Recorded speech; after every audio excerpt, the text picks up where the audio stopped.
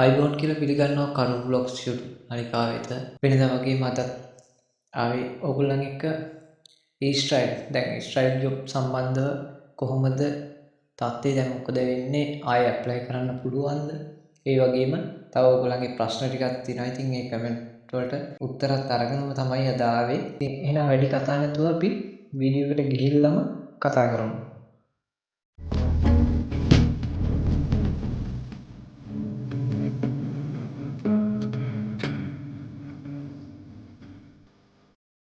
හරි අපි එහෙනම් කතා කරමු මුලින්ම කියන්න ඕනේ දැන් 45 වයස ගොඩක් අයගේ ප්‍රශ්නේ තමයි අවුරුදු කීයක් යනකම් මේ ඇප්ලිකේෂන් දාන්න පුළුවන්ද කියලා. ඉතින් ඇත්තටම අවුරුදු 45 තමයි අන්තිම. ඉතින් 45 නම් 15ට දාන්න පුළුවන්. ඉතින් ඒකම ගොඩක් අය අහන දෙයක් තමයි ෆේල් වුණොත් මොකද කරන්නේ?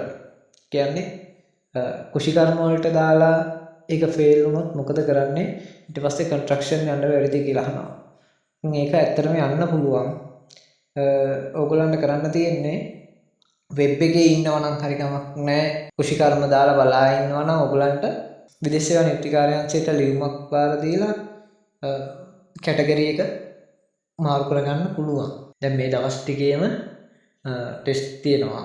ඇත්තටම ඕගොල්ලන්ට ඒකට සම්බන්ධ වෙන්න පුළුවන් නම් ඉක්මනින් කරගන්න පුළුවන් වැඩ ටික. ඒකම දැන් අලුතෙන් ලියාපදිංචි වෙන අය ඉන්නවා. වෙබ් එකෙන් ලියාපදිංචි වෙන අය ඉන්නවා. ඒකම ඔයගලන්ට නයිට් ආයතනය කියන්නේ පානදුරේ කටුබැද්දේ තියෙන නයිට් ආයතනයට ගියොත් එහෙදිත් ලියාපදිංචි වෙන්න පුළුවන්. ඒකම කියන්න ඕනේ දැන් පස්වෙනි මාසේ 21 කියන්නේ 2025 පස්වෙනි මාසේ 21 9 ඉඳන් 2 වෙනකම් ඉන්ටර්විව් එකක් තියෙනවා. ඒක තියෙන්නේ අංක 289 කොළඹ පාර මහමෝදර ගාල්ල.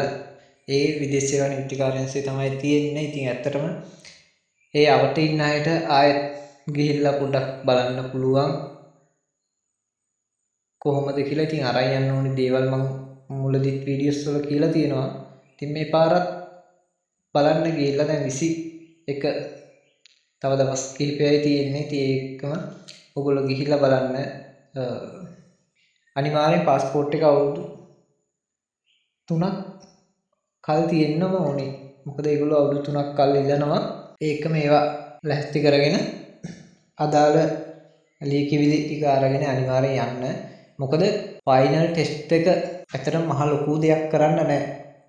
ඒක ඔයගොල්ලන්ට ආවහම තේරෙයි මහ ලොකු දෙයක් කරන්න නැහැ.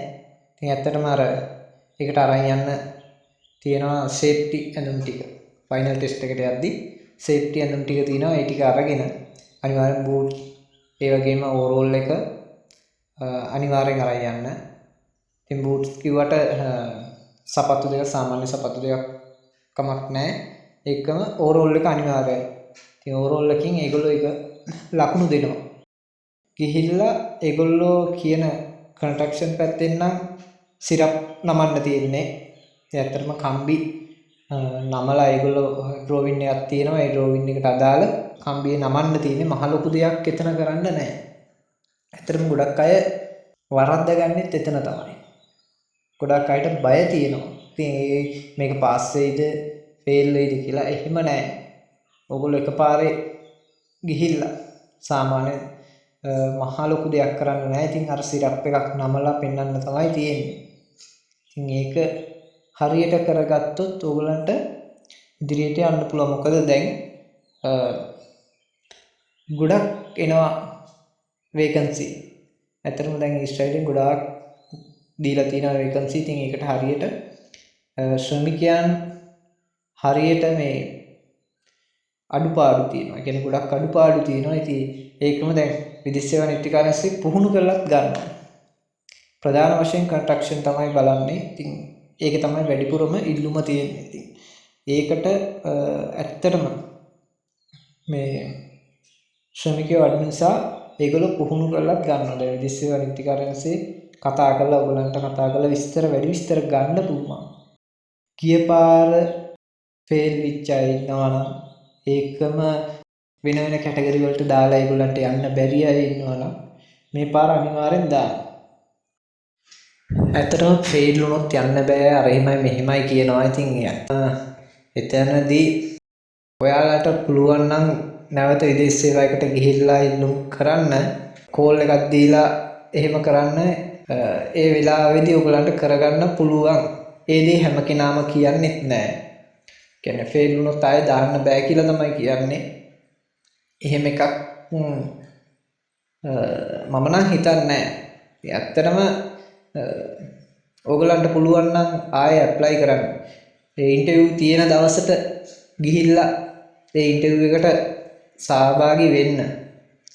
අන්න ඒගොල්ලන්ට පුළුවන්. දැන් මොකද ගිය අවුරුදු වල ෆේල් වෙච්ච අය නැවත ආයුධම් කරලා තියෙනවා. ඉතින් ඒගොල්ලෝ නැවත ආයුධම් කරලා කැටගරි වෙනස් කරලා ආයුධම් කරලා ඒගොල්ලෝ දැන් ඇත්තටම ඊශ්‍රායල් වලට ගිහිල්ලක් තියෙනවා. මොකද දැන් දිගටම යවනවා. ඉතින් ඉක්මනට යවනවා දැන්. සාමාන්‍යයෙන් මේ ඒක පෙරක් අය කියන්න පුළුවන් අපි අවුරුදු ගාණක් බලා ඉන්නවා තාම නැහෙනේ කියලා.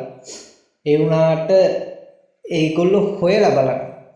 විදේශ සේවකේ හොයලා බලන්න ඔයගොල්ලන්ගේ මොන හරි ડોකියුමන්ට් වල අඩුපාඩු තියෙනවා නම් අනිවාර්යෙන් එතන රැඳෙනවා.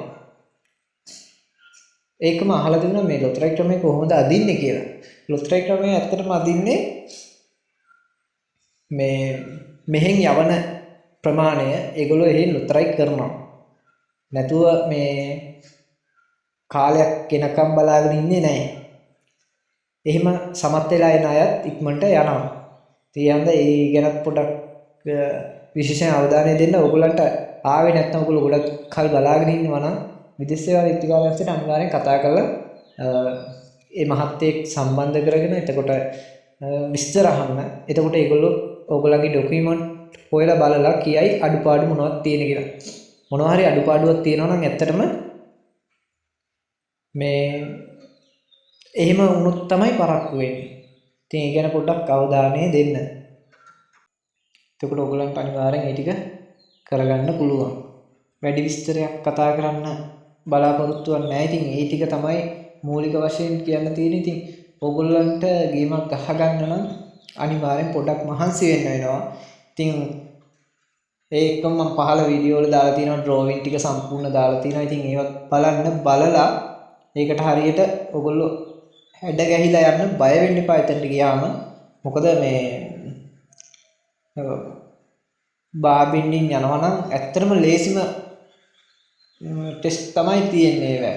ප්ලාස්ටරින් පැත්ත බැලුවොත් ඒකත් අර තියෙන්නේ මේ පොඩි කපරාදු පිටියක් ගහන්න ටයිල් අල්ලනවා නම් ඒකත් ඒ විදියට. ඉතින් ඇත්තටම ඒ දේවල් හරි ලේසි. අපේ මිනිස්සු මේ ගිහිල්ලා බය කරගත්තට ඇත්තටම ගොඩාක් අය කියනවා අර එහෙමයි මෙහෙමයි කියලා. ඉතින් එතන එච්චර ලොකු දෙයක් නෑ බයලාගෙන යනකොට. ඒ කියන්නේ මිනිස්සුන්ට යන්න ඉස්සෙල්ලා බය කරනවා. මෙහෙම තියෙන්නේ එහෙම නෑ. පළවෙනි පාර ඒ ටෙස්ට් එකට ගිහිල්ලා ගිය මිනිස්සයා දන්නවා ආයෙ දෙවෙනි පාරේ යන්න වුණොත් ඒ මිනිස්සයා දන්නවා මේක මහ ලොකු දෙයක් නෑ කියලා මෙතන. ඉතින් ඒ හන්දා ඕගොල්ලෝ අනිවාර්යෙන් මේ පාර ඇප්ලයි කරලා බලන්න.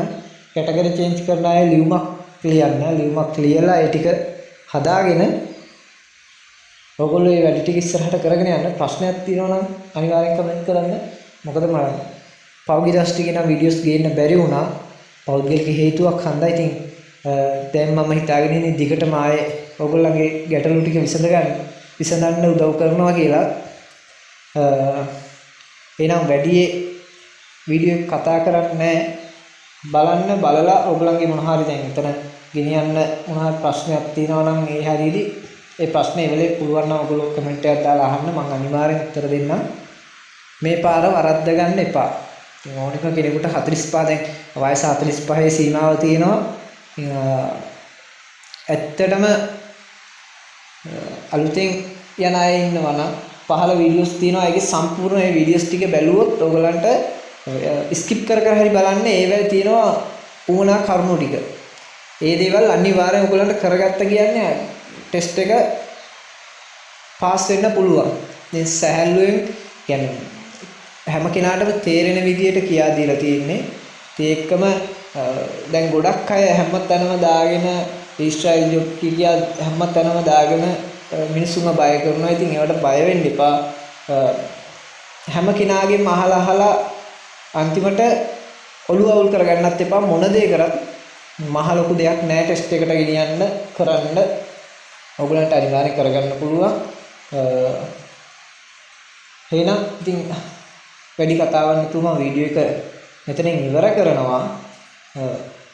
දැන් ඉදිරියටත් වීඩියෝස් මම ඔයගලන්ට අලුතෙන් ගේනවා. ඉතින් ඒකම subscribe කරලා නැත්නම් subscribe කරලා තියාගන්න. බලමු අපි ඉදිරියට මොකද්ද වෙන්නේ කියලා.